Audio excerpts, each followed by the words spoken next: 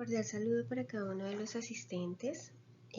La siguiente presentación tiene como objetivo exponer el impacto que ha generado la perspectiva de género en la educación a través de la historia y cada uno de esos impactos que han permitido generar transformaciones en sociedad.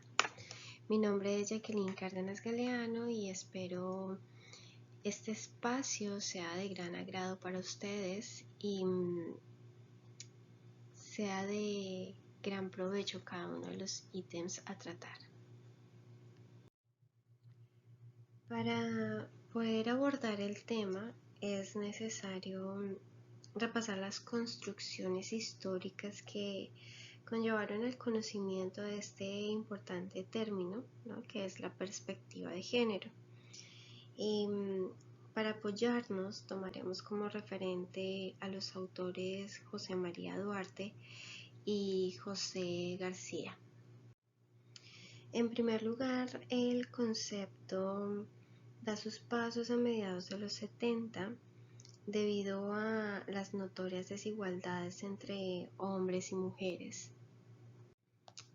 Asimismo, dichos autores mencionan cómo a partir de 1974 a 1975 ocurrieron hechos de gran impacto, ¿no?, como por ejemplo la firma de la declaración del establecimiento de un nuevo orden económico internacional, que es el encargado de asegurar las correcciones, ¿no?, sobre las desigualdades que han ocurrido a través del tiempo.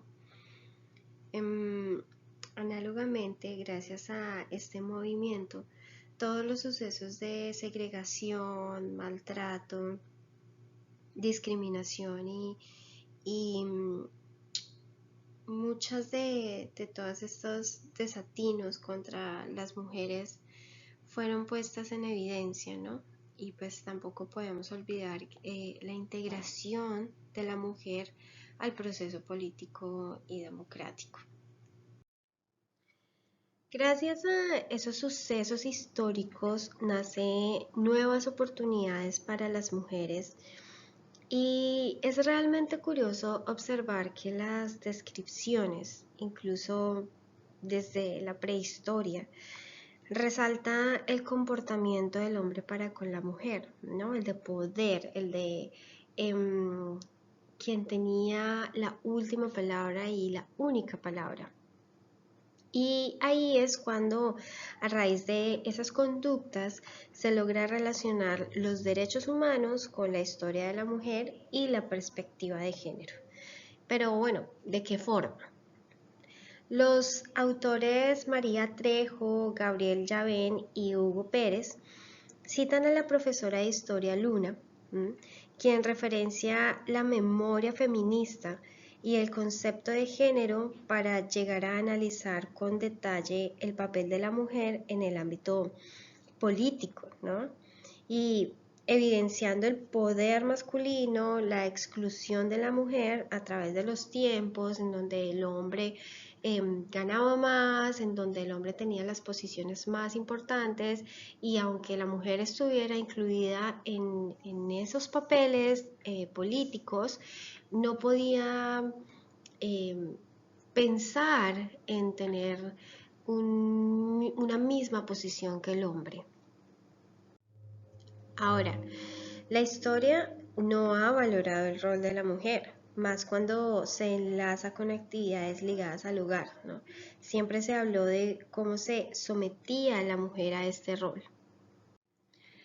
José Duarte y José García referencian el trabajo de la arqueóloga Margarita Sánchez al enfatizar el desestimo que existía y en cierto modo, en cierta medida aún existe, ¿no?, sobre el rol de la mujer como ama de casa, conceptualizando dicha labor como algo sencillo de realizar, algo sin valor. Continúa la mención con Cristina de Pizan, quien A través de sus escritos ponía en escena los retos que afrontaban las mujeres para sobrevivir, ¿no? Planeando sobre la igualdad por la justicia y derecho, ¿no? Por ejemplo, si hablamos de ello, de dónde estaba Marie Curie con la revolución de la ciencia y la lucha para poder convertirse en esa científica tan importante, ¿no? Mala, Premio Nobel de la Paz, luchando contra el régimen talibán. Coco Chanel, por ejemplo, inspirando a las mujeres a ser más reales e informales. Amelia Earhart, aviadora y promotora sobre los derechos de las mujeres y la igualdad de género.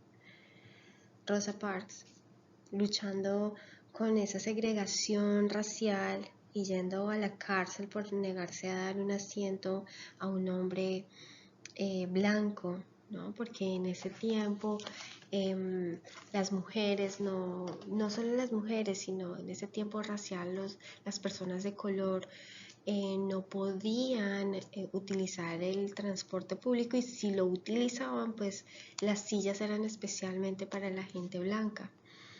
Y ella decidió tomar el valor, decidió decir, no, esto no es normal, esto no puede seguir así, no puede continuar así. ¿Y qué tal Francia Márquez, actual vicepresidenta de nuestro país, Colombia, de color, luchadora, feminista, abogada y ahora en la política de Colombia? Y cada una de ellas llegaron donde llegaron, no precisamente porque el camino hubiese sido fácil, sino porque tuvieron que atravesar por múltiples hazañas, múltiples situaciones de desigualdad, de rechazo, y tuvieron el valor de llegar a sus posiciones luchando contra eso. Continuando un poco con los autores, ellos conectan la maternidad con la antigua profesión de la mujer, ¿no? Y un honor de ser las encargadas de la crianza. Pero realmente era mucho más complejo la situación de las mujeres plebeyas, ¿no? Entre comillas, o de bajos recursos, porque en cierto modo eran las encargadas de hacer prácticamente el rol de la madre como ama de cría, ¿no? Entonces, y sumado a ello, ¿no? Eran ajenas a la educación, no podían acceder a ella. Entonces imagínense la clase de derechos que estas mujeres tenían. Bueno, sí, en algún caso era que tenían derechos. Pero si hablamos de tiempos que se acercan más a la actualidad y a la perspectiva de género, podemos nombrar hechos históricos que combinan con resoluciones y declaraciones de organismos internacionales o gubernamentales sobre la desigualdad, y cómo la reseña, por ejemplo, de la autora de los movimientos feministas, promovieron el voto, la legalización del aborto, el acceso a la educación y, por supuesto, a la participación en un entorno político. Por último, el encuentro entre la educación y la perspectiva de género nos lleva a un relato muy interesante sobre la educación en aquellos tiempos, ¿no?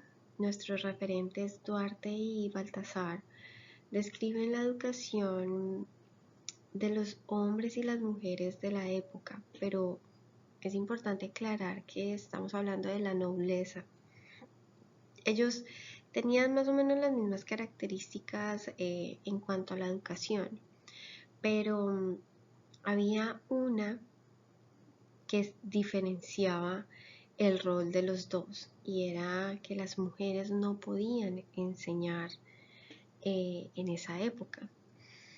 Y hay algo muy sugerente en la investigación de nuestros autores ya mencionados cuando citan al filósofo Gil de Roma, y él describe ciertas particularidades, y una de ellas fue privar a la mujer de enseñar por miedo a poner el mundo al revés, porque a causa de la primera mujer que enseñó, decidieron tomar ese tipo de acciones, ¿no? El comportamiento femenino, creyeron que estaba generando cambios demasiado drásticos para la época. Entonces, actualmente la perspectiva de género en las aulas abarca una educación para la igualdad. Y la evolución de este ha llevado al currículo a implementar contenidos que modifiquen esos hechos históricos, abarcando temas sociales, temas familiares y por supuesto temas de género, ¿no? Los estereotipos de género y sus diferencias, como bien lo describe Trejo, Llavén y Pérez, hacen considerar nuevas estrategias en las prácticas educativas y por supuesto sociales. Entonces, esas transformaciones dentro del aula hace que también vean las individualidades, que vean las características no solamente de las mujeres, sino también de los hombres, de nuestros estudiantes. Y que ese rol no sea una competencia, sino que entiendan que todos somos iguales, que merecemos el mismo respeto, que merecemos los mismos derechos sin importar si es hombre o si es mujer o el género con el que se identifique, y que se puedan aplicar en su diario vivir por medio del respeto y la empatía. Y espero que este video explicativo tenga una temática clara y de agrado para cada uno de ustedes. Así que muchísimas gracias y espero tengan un grandioso día.